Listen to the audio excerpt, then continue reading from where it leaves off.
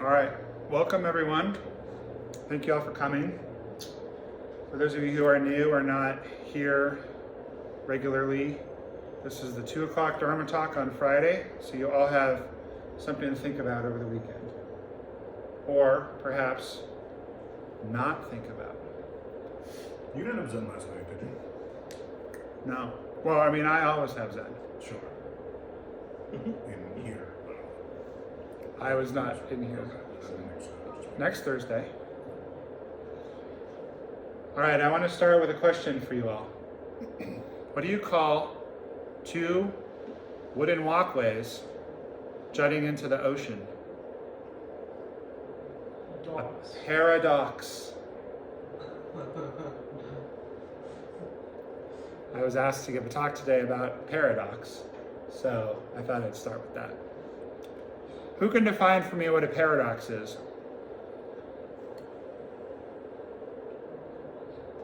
At least half of you laughed at the joke, so you must know the word. P-A-R-A-D-O-X. What's a paradox? Isn't it like something that seems to, is true but seems to contradict itself? That's correct. Something that seems to be true but contradicts itself, or 2 things that are true that would seem to cancel each other out, but they don't. So what's a good example of that? Okay, so a man is on trial if you.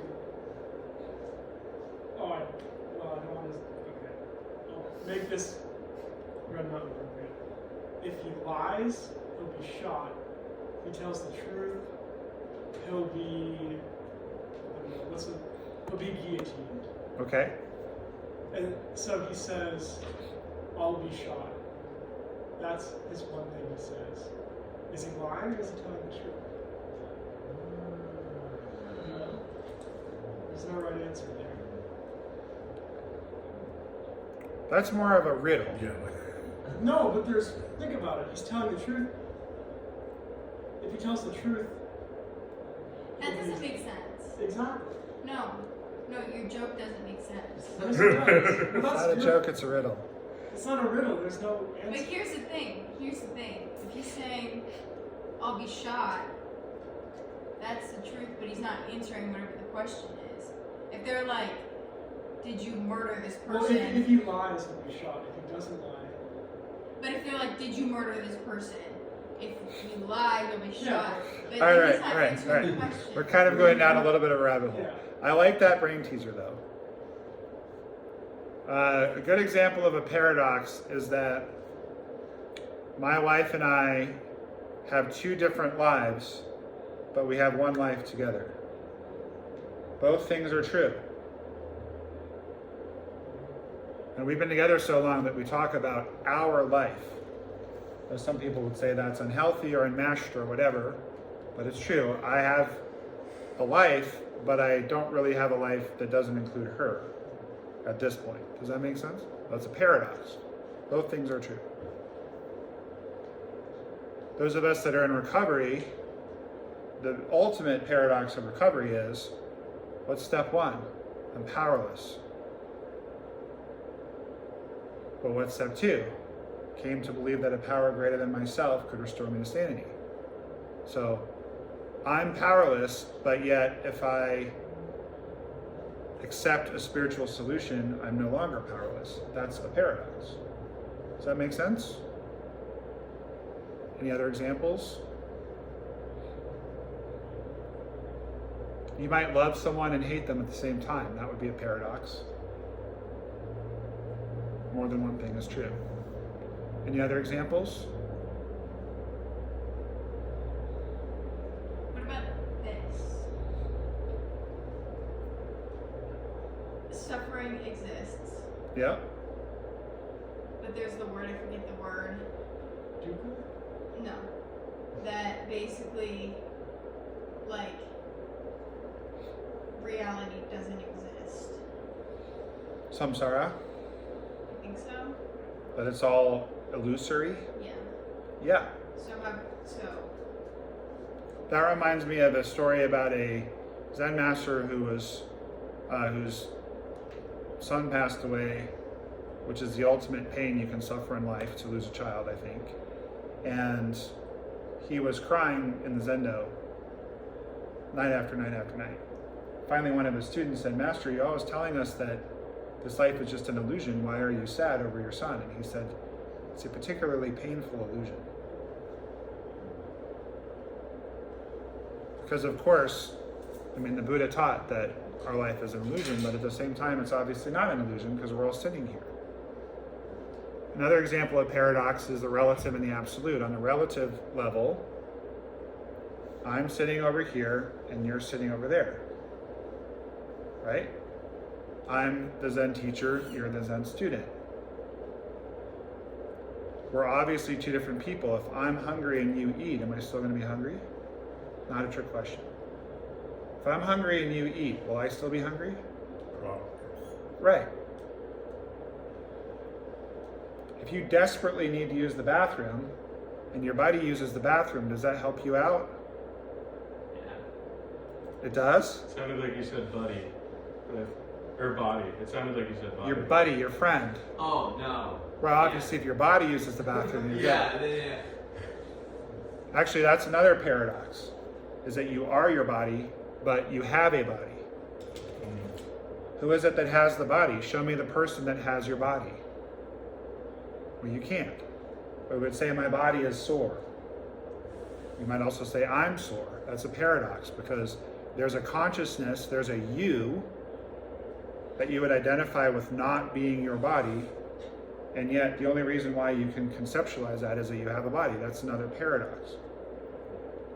But back to the relative and the absolute, we are obviously all separate. He flew in here from far away today. I did not. I woke up in my own bed and came to work. He's more tired than I am right now. I'm fairly confident of that.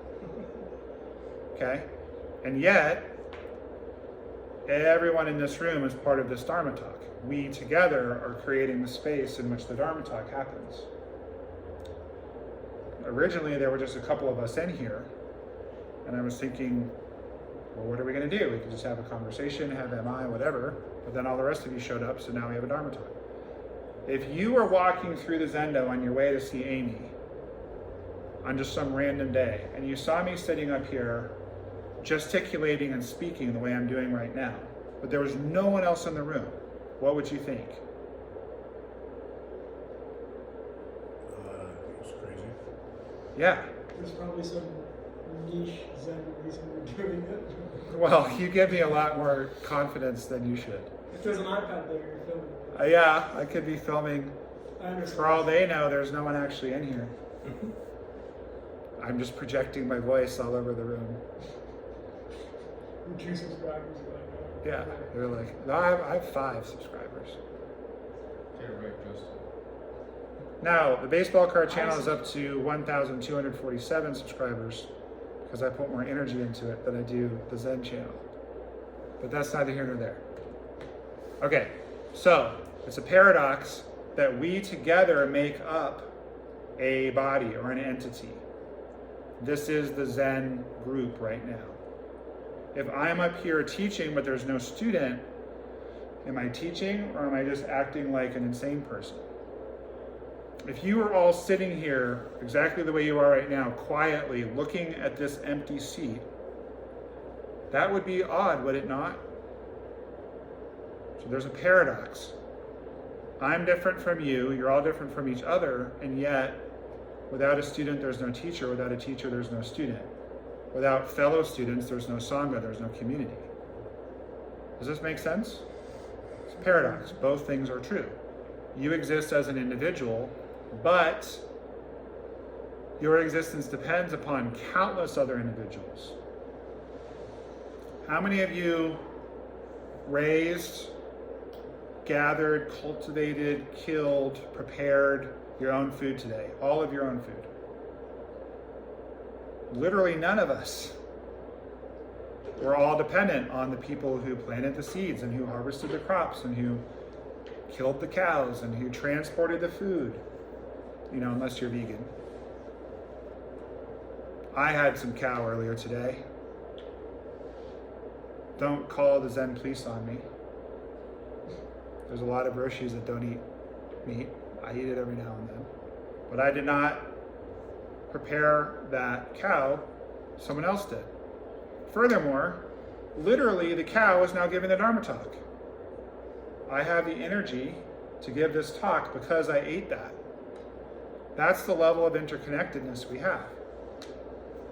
Imagine, if it's not too disturbing, that every single person who's contributed to your day was in your domicile.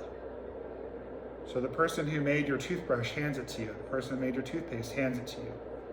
The person who got the orange down from the tree hands you a glass of orange juice in conjunction with the person who made the glass. You guys following what I'm saying? Our life depends on all the other lives, and yet we have our own life. Paradox.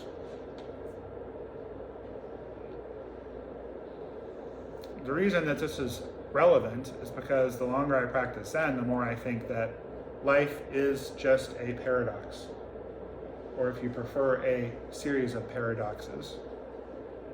And the practice really helps us to deal with that. Because what happens if you're not practicing mindfulness? If you don't spend any time observing your own mind or your own behavior or your own why you get so triggered by certain things or whatever, what happens? What's that? You suffer. Why? You never can be with anything. You're just always looking for something outside of yourself. Mm-hmm. You're always on the run for something. Always on the run, always looking for something outside yourself, craving, seeking, never content. Very well said. What else happens if you don't ever reflect on your own behavior or on the karma you're generating with what you're doing? There's no wrong answers. You can't see the paradox. You can't see the paradox. So what happens then? You're caught up on either side of it, believing it to be the truth. That's correct. So like if you get in a conflict with your spouse, for example, and you're not practicing mindfulness, you will get increasingly rigid as to that your point of view is correct, right? I'll tell you guys a story that I know that the two married guys in the room will think is funny. I don't know about the rest of you. But one day, so just division of labor in our relationship. Obviously, I'm capable of going to the store, but usually Maureen goes to the store, does a grocery shop. One day, I don't remember. She wasn't feeling well or she's busy or whatever. She sent me instead. I followed the list to a T. I got everything right. I was feeling very pleased with myself. This is going to be great. She's going to be so happy. I go in. I'm carrying the paper bags by the handles. Because one supposes that that's why handles exist on a paper bag. As I'm walking along, the handles rip off one of the bags. It falls. And all dozen eggs in that bag break. And they're a very specific kind of egg, because Maureen likes free-range, organic eggs. They can't be free-range and not organic. They can't be organic and free-range, and they certainly can't be conventional, which is fine. She's got a lot of food sensitivities. I don't judge it. I mean, I just like eating eggs, whatever. But very specific, okay? And you got to drive all the way into West Sedona to Whole Foods to get these eggs. So I come in, I go, hey babe, I got everything, but there's a small problem, which is that all the eggs broke. I will go back to Whole Foods tomorrow and get more. She said, well, how did all the eggs break? So I was just bringing the bag in and it broke. She said, well, how are you carrying it? I said, by the handles. She goes, you can't carry a bag by the handles.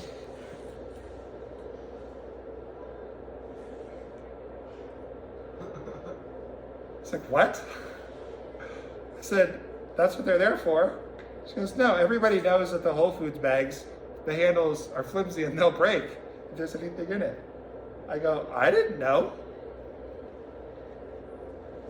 So then I just decided that it was funny. But if I'm not practicing mindfulness, what's going to happen? I'm going to get agitated because I did everything I was supposed to do. I did it all right. I'm ashamed because I broke the eggs. I feel stupid. Now she's making fun of me about it. Or she's not even. She's more kind of like, I could interpret it as you're treating me like I'm stupid, but you're stupid because you didn't tell me about the handles. And the handles are stupid, and Whole Foods is stupid, and Jeff Bezos is stupid because he owns the bags. Right? But instead, I texted a bunch of my married buddies, and they all thought it was hilarious. Because it's just a very typical interaction you might have as a married person, right? And you have to ultimately come back to, this is my best friend and I love them, and it's not a big deal. It's a dozen eggs, we can get more eggs. And I will never again carry a Whole Foods bag by the handles, only by the underneath. This video, by the way, is sponsored by Whole Foods Market. But the paradox is that it's annoying that the bag broke and that the eggs are broken, and that her reaction, instead of thank you for going to the store and meticulously getting everything I wanted, her reaction is, everybody knows not to carry anything by the handles. Well, that was not a very satisfying response for me. So all of those things in the relative world are now wrong. But on another level, it's completely fine. It's just eggs. Who cares? It's a paradox. It's both annoying and frustrating and not a big deal. Do you guys see that? Both. My son is currently agitated because his grades aren't very good. Why are his grades not very good? Well, because he's been really sick, and we are dealing with a ailing family member whom he's very close to. So I had a conversation with him about it this morning. I said, are you trying your hardest? And he said, not really. I said, why? He said, because I've been sick and because Poppy is not well. I said, so are you trying the hardest that you're able to try under those conditions? He said, I guess I am. I said, can you try a little harder? He said, I guess I can. See, lots of paradox in that conversation. The wrong move for me would be to be like, you need to get better grades and work harder. That would be the wrong move. But it would also be a wrong move to go, it's fine. Don't worry about it. Just get bad grades. My job in that moment is to push him, but not break him. And also to seek to understand. I both need to support him and push him in that moment. That's what's appropriate as his dad. Paradox. You're writing a book on parenting. What do you think of that?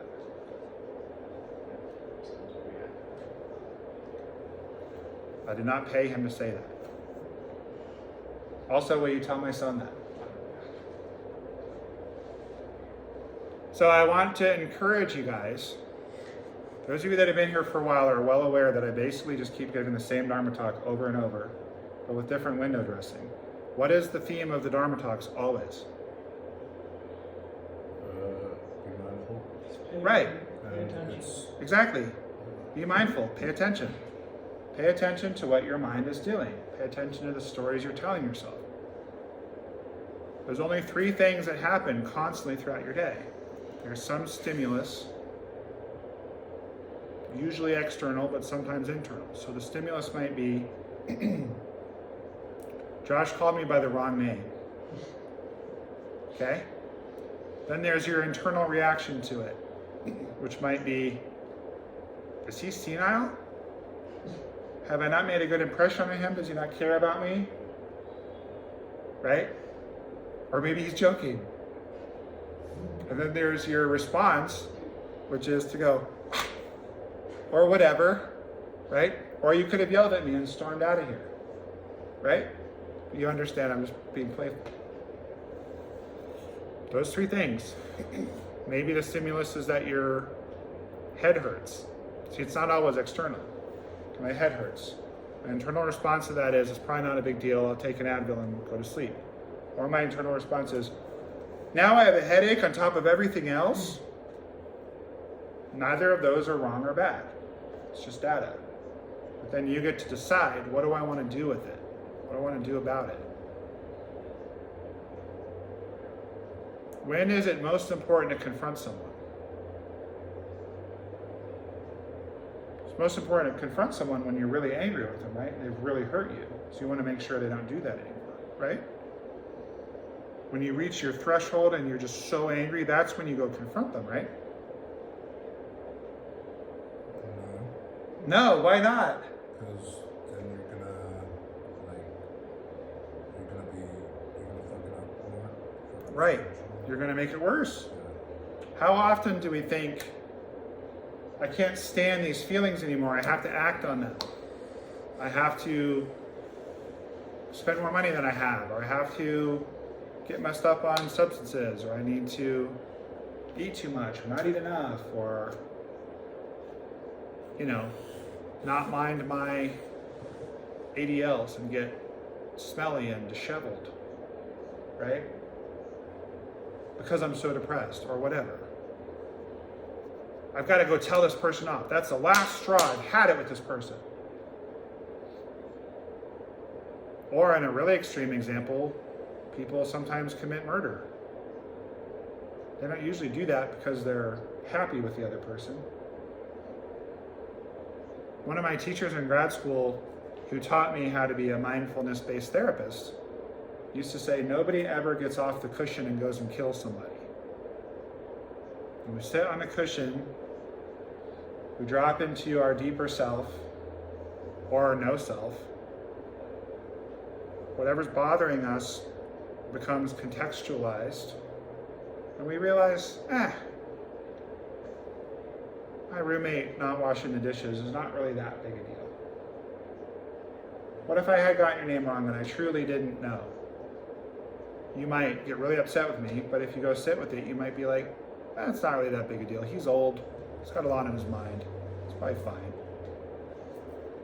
Now's the part where you guys tell me I'm not old.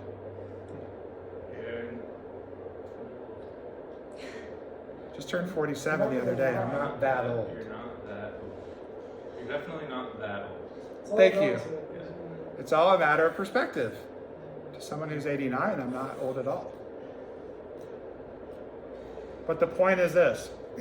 Same stimulus, same internal response can have a very different outcome depending on your level of mindfulness. Sometimes y'all's parents yell at me. I'm not looking at any of you in particular. But sometimes that happens. Sometimes parents get agitated. They're worried about you. They feel we've made a mistake. Maybe we have, maybe we haven't. And they get really upset. Well, depending on the particular flavor of upset, it might trigger something from when I was younger with my parents, right? If I'm aware of what those things are, and if I'm aware that your parent reminds me of my parent, and if I'm aware that I'm likely to get agitated, what can I do about it? I can have a friend whom I trust sit in with me on the call. I can do the call at the beginning of the day instead of the end of the day, so I'm not dwelling on it all night. I can tell the person at the outset, hey, I really want us to have a constructive conversation. I'm really committed to solving this issue. I'm really sorry that we're needing to talk. We're going to hang up the phone feeling really good about things. That often really helps just to create the right tone. And then when they do the thing, I can yell back or I can take a deep breath. I can take a sip of water, take a minute, and then respond. You guys want to know what I do when I'm angry with someone? When I'm on my game? Any guess? Just go to the cushion. Yeah, I don't do anything. Because that's the wrong time. But then it's also a mistake to never address it at all, because then they're going to keep agitating you. Just wait until you're calm and then you have the conversation. How many times have I lost my temper with you? Never. How long have we known each other? Almost 8 years. Okay. That's not an endorsement of me. That's an endorsement of the practice. Because I'm actually a hothead. I actually have very strong internal reactions to almost everything. But the practice has helped me just be like, dude, chill, it's not a big deal. Or to look at my assumptions, or to look at my thoughts about how it should be. So then here's another paradox. It's okay that I feel that way. I don't need to try to change how I feel, but I am responsible for what I do and say in response to how I feel. How often have we all done something that wasn't really that healthy because of how we felt. Well, I just had to do that. I had to do it. You don't have to do anything. That's another paradox. Is this resonating? Making sense? You guys have any questions?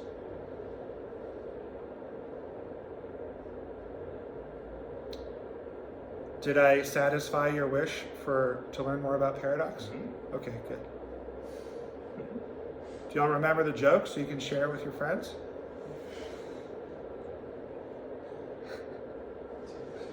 What do you call being human? Paradox. Thank you, everybody.